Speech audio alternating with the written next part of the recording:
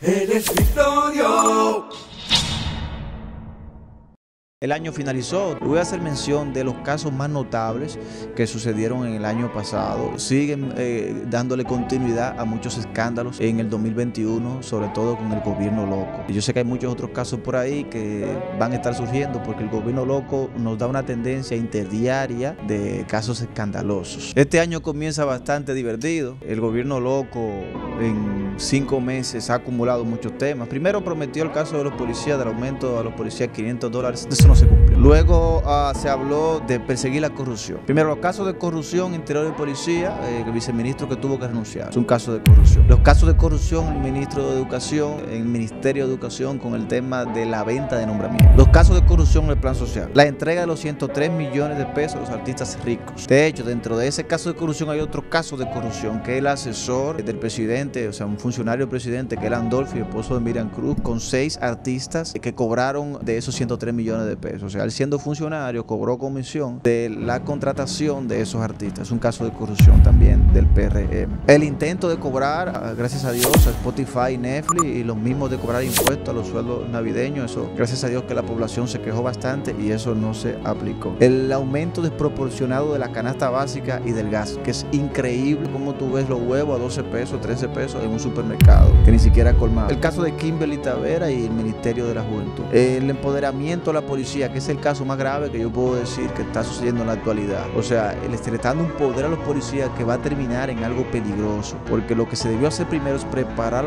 a los policías, trabajar la reforma policial si se iba a hacer y después darle un empoderamiento, tanto así que se está permitiendo que los reclutas estén subordinando a los generales de las Fuerzas Armadas, que se esté violando los espacios privados. O sea, hay una violación a la Constitución fragante, no un caso, varios casos. Las decisiones intermitentes con el COVID, se está experimentando con las decisiones del COVID, tanto así que los empresarios están con una incertidumbre, hacen unas inversiones en Navidad, hacen unas inversiones para los fines de semana y el gobierno un día toma una decisión y otro día modifica el decreto. Un desastre. La flexibilidad de las leyes para ricos. Todos sabemos que las leyes están aplicando en los bajos, pero en los ricos no. Los conciertos de Ricardo Montaner, de Nicky Jam, son conciertos posibles, pero cuando Chelo Chá y un grupo de muchachos hace un concierto, entonces son perseguidos. La falta de una vocería. Milagros Germán no ha dado pie con bola, ha sido un fracaso. Milagros Germán como vocera del gobierno, muchas contradicciones, hay muchos choques de información uno con otro y eso ha sido para nuestro gobierno un fracaso. También los casos de cancelaciones en el Ministerio de Educación, que se habla de más de 20.000 cancelaciones. Las aspiraciones del ministro Fulcal, que se ve a simple vista que está preparando un proyecto para aspirar, eso es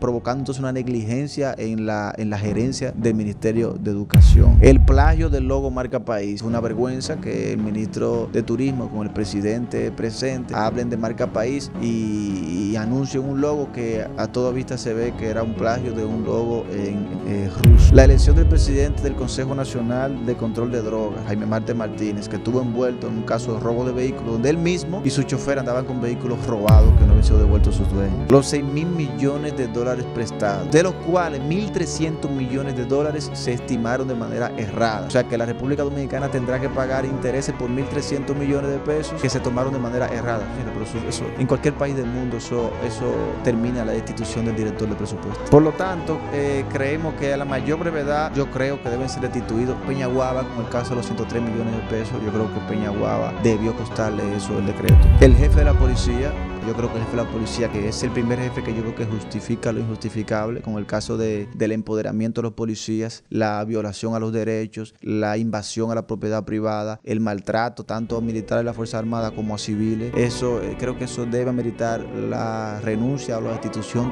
del director de la Policía Nacional. Lo mismo para el ministro de las Fuerzas Armadas, Díaz Morfa, debe renunciar o debe ser destituido. Por flojo, debe ser destituido. No ha sabido defender la milicia, se ha manejado más políticamente que los demás, no ha sabido ser un vocero, no ha puesto el ojo en la guardia, no ha defendido el ministerio con respecto al presidente. El ministro de Agricultura, con el tema del aumento de la canasta básica, un fracaso, también debe renunciar. La directora del Plan Social, que comenzó haciendo show en la transición con el tema de que había unos casos de corrupción en la dirección pasada y han surgido muchísimos casos de corrupción. La directora del Plan Social debe ser destituida.